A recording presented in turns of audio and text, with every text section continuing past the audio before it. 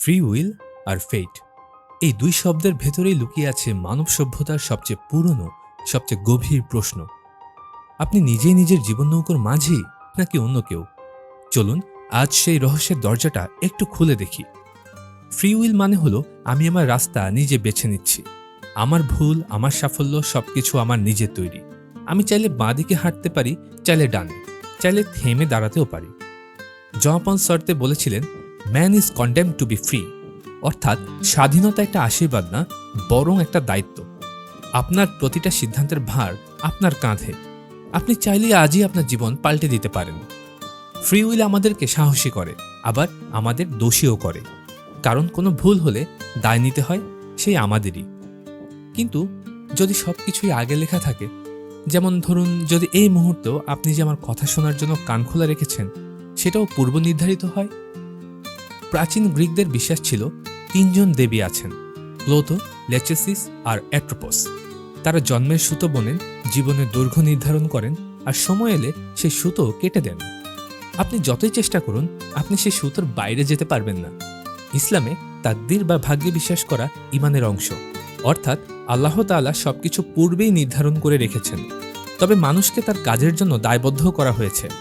ফলে আপনি যে সিদ্ধান্ত নেন তা শুধুমাত্র আপনারই কাজ, তবে তার পরিণতি আল্লাহর ইচ্ছায় নির্ধারিত। এখানে আসে আসল যুদ্ধ। যদি সত্যি সব নির্ধারিত হয়, তাহলে আমি কেন চেষ্টা করব?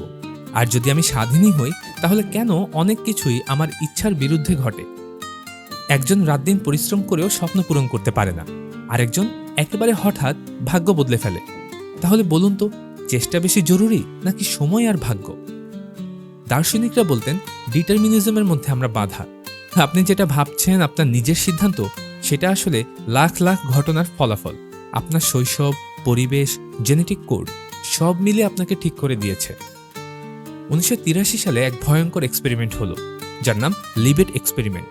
ডক্টর বেঞ্জামিন লিবেট দেখালেন, মস্তিষ্ক সিদ্ধান্ত নেয় আপনার জানারও কয়েক সেকেন্ড আগে। মানে আপনি ভাবছেন আপনি সিদ্ধান্ত নিচ্ছেন, অথচ মস্তিষ্ক তো আগে ঠিক করে ফেলেছে। এমনকি আধুনিক কোয়ান্টাম মেকানিক্সও বলে, প্রকৃতি নিজেই অবিচল নয়। পার্টিকলস বিহেভ আনপ্রেডিক্টেবলি, কখনো কিছু নির্ধারিত নয়, সম্পূর্ণ র্যান্ডম। তাহলে হয়তো ফেট আর ফ্রি উইল দুইটাই আংশিক সত্য। ইসলামে তাকদীর বা ভাগ্যের ধারণা স্পষ্টভাবে আছে, কিন্তু একই সাথে মানুষকে তার নিজের কাজের জন্য দায়বদ্ধও করা হয়েছে। এজন্য দুইটা সমান্তরাল সত্য। তাকদীর অর্থাৎ ভাগ্য আমাদের জীবন নির্ধারণ করে, তবে আল্লাহ মানুষকে চেষ্টা করার স্বাধীনতা দিয়েছেন। এটা একটা অদ্ভুত সমন্বয়। আমরা চেষ্টা করব, তবে ফলাফল আল্লাহর ইচ্ছার উপর নির্ভর করবে। এটা বিশ্বাস করতে হয়, এবং এজন্যই মুসলিমরা বলবেন তাওয়াক্কুল, মানে আল্লাহর উপর ভরসা রেখে আমরা যেন চেষ্টা করি। ইসলামে তাকদীর হলো গন্তব্যের মতো, আর ফ্রি উইল হলো সেই গন্তব্যে পৌঁছাতে আপনি কোন পথটি বেছে নেবেন, কোন গাড়ি চালাবেন, কোন গতিতে চলবেন, সেটা আপনার ইচ্ছা।